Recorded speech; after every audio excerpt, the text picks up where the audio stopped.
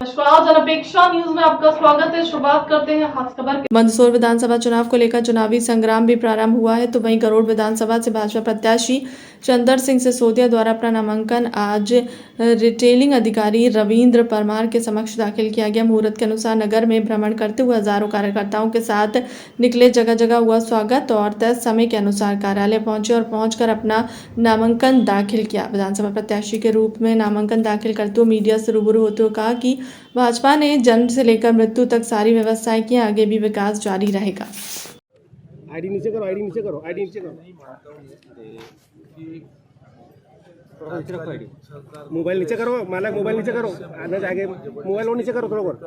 उसको मुद्दा बनाया था उस समय तात्कालिक मुख्यमंत्री आदरणीय दिग्विजय सिंह साहब थे।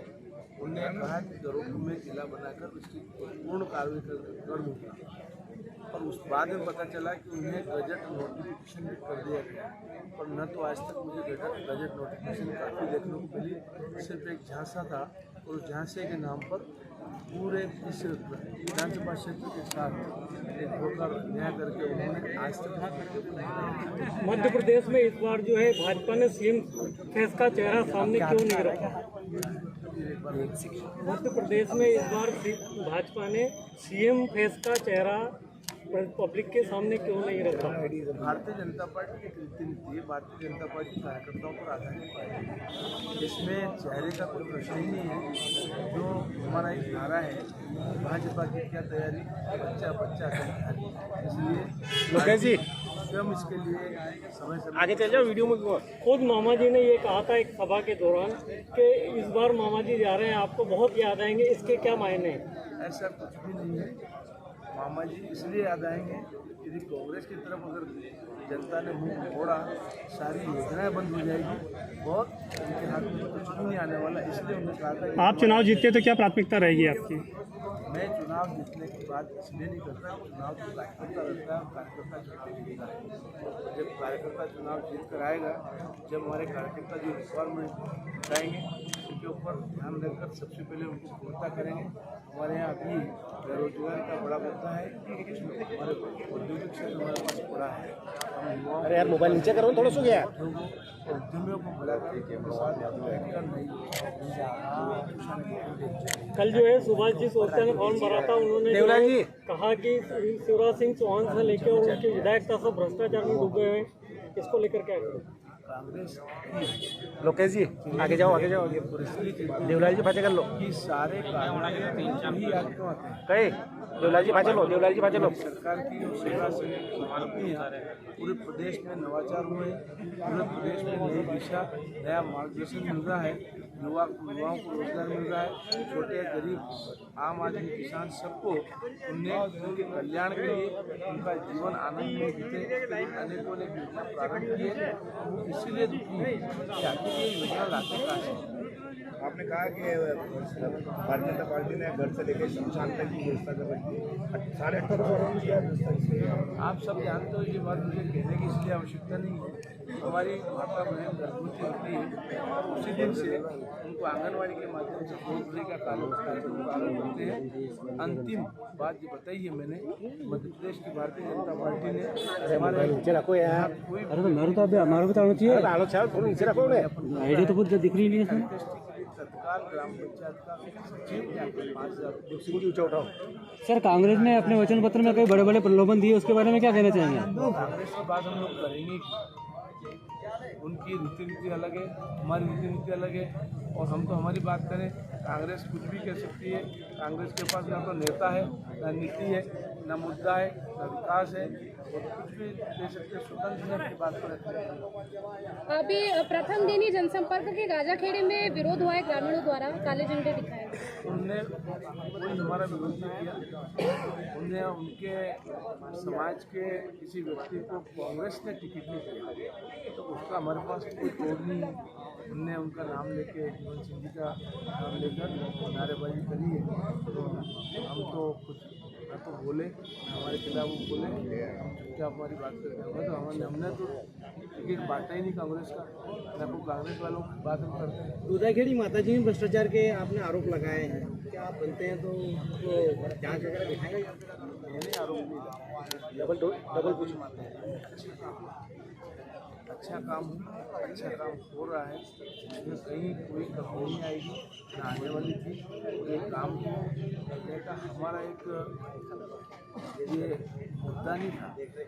मंदिर के लिए माता जी की आस्था, माता जी के लिए लोगों की परंपरागत तरीके से माता जी का पूजन करना था। हमारा माता जी का अच्छा बने। बीते मैं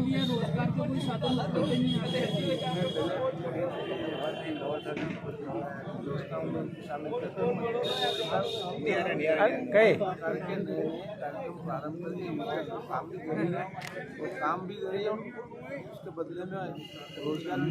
सिसोदिया जी, एक सवाल मेरा कि जो सर्वे है, सी सर्वे है, तो क्या ये हम ये माने कि कांग्रेस खुद सर्वे कराकर अपनी वोटिंग करवा रही है या खुद ही 125 सीटें बता रही है? कांग्रेस के बारे में कांग्रेस स्वतः का उनका कोई आधार नहीं है, ना जनाधार है, ना जनता के बीच में बना रहा। क्या लगता है भाजपा फिर से भारतीय जनता पार्टी मध्य प्रदेश में सरकार बनाएगी, भारतीय जनता पार्टी का परिचय दिखाएगी, इसमें कोई दो राय। एक आखिरी सवाल, चेहरा कौन होगा? गरोड़ जिले का मुद्दा ही नहीं है। लड़की क्या कहते हैं, आप आते हैं तो गरोड़ जिला बनना चाहिए। तो डेराओं को बनना चाहिए, उसमें क्या दिक्कत है, लेकिन संवैधानिक प्रक्रिया है, वो पूर्ण करके जैसा अच्छा लगे। आप मेरे को लगता है कि मेरा परिवार ठीक से ऐसे सरकार की संवैधानिक तरीका है, प्रयास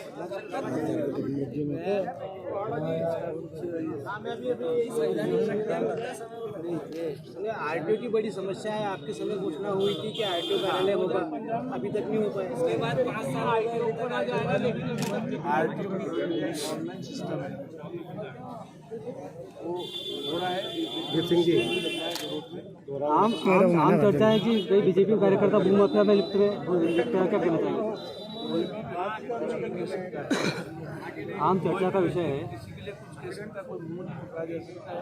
और कार्यकर्ता भाजपा का हो या कांग्रेस का, किसी को मदद देने से कार्यकर्ता नहीं पकड़ा। मध्य प्रदेश में जो है 18.5 सालों से भाजपा की सरकार है, युवाओं के लिए जो है रोजगार उपलब्ध कराने आज मंदसौर जिले के मंदसौर जिले के विधानसभा गरोठ में चंदर सिंह जी सिसोदिया जी के द्वारा नामांकन किया गया है भारतीय जनता पार्टी की उम्मीदवारों को लेकर के। आइए हम बात करते हैं चंदर सिंह जी सिसोदिया से। सर, आज नामांकन आपने दाखिल किया है और चुनाव लड़ने जा रहे हैं, तो क्या किस नीति पर, किस रणनीति पर काम करेंगे? भारतीय जनता पार्टी ने मेरे जैसे एक छोटे कार्यकर्ता पर पूर्ण विश्वास जताया है और मैं कार्यकर्ता के रूप में काम करता हूँ। हमेशा मैं जनता के बीच में रहा हूँ, जनता के सुख दुख में हमेशा खड़ा रहता हूँ। इसको लेकर और मध्य प्रदेश की भारतीय जनता पार्टी के मुख्यमंत्री आदरणीय शिवराज सिंह चौहान ने जनता के कल्याण के लिए अनेक जन कल्याणकारी योजना बनाई है, अनेक विकास किए हैं और जनमानस को इस ऐसी स्थिति में खड़ा कर दिया है कि उनको भारतीय जनता पार्टी के अलावा दूसरे अन्य दल कोई भी उनको सहयोग नहीं कर सकते हैं। विकास हमारा मुद्दा है, जन कल्याण हमारा मुद्दा है। विकास तो निश्चित रूप से हुए हैं, लेकिन रोजगार के लिए आप क्या करेंगे, क्या प्राथमिकता रहेगी आपकी? मध्य प्रदेश की भारतीय जनता पार्टी ने रोजगार के साधन उपलब्ध कराने के लिए, आपको पता होगा, बड़े उद्योगपतियों का इंदौर में एक बड़ा सेमिनार लगाया था।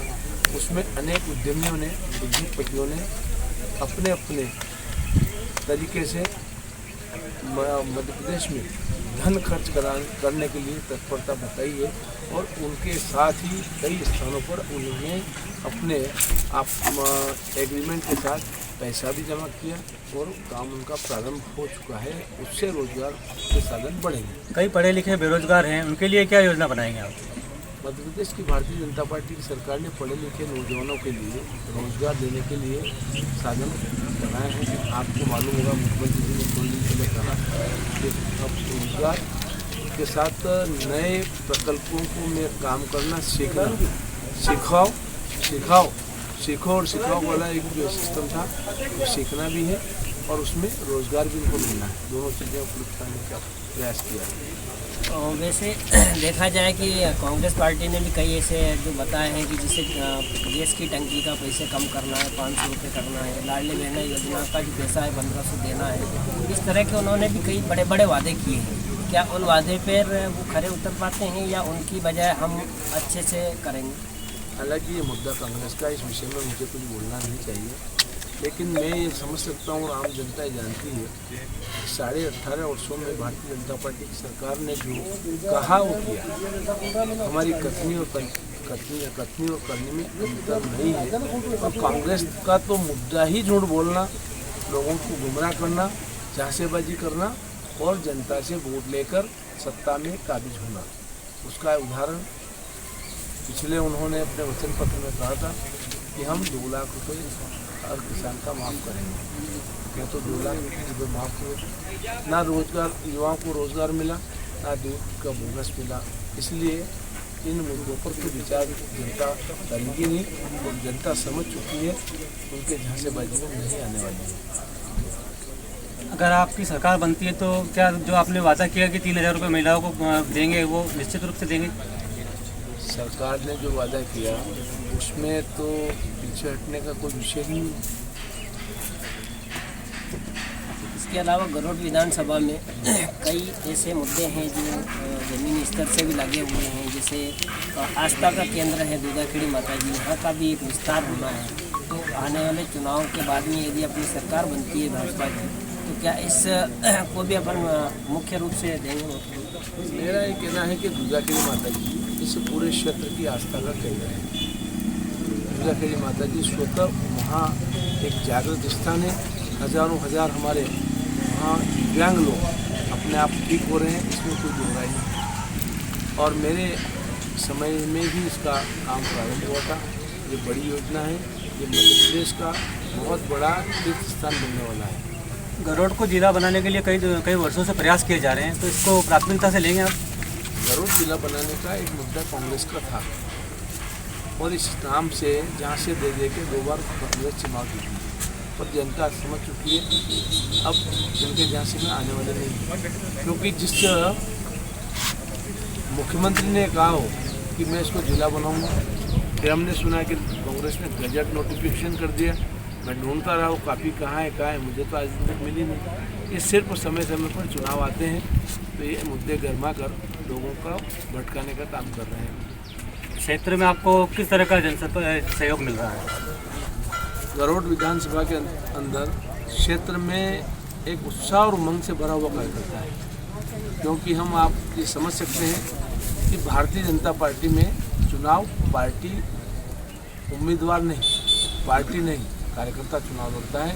और कार्यकर्ता में जो उत्साह और उमंग दिखा है वो समझ में आ रहा है। और आपने भी देखा होगा कि पूर्णतः विश्वास और भरोसे का है। इसलिए भाजपा और फिर भाजपा की सरकार मध्य प्रदेश में बनेगी। बहुत बहुत धन्यवाद। आगे भी आपसे जुड़े रहेंगे।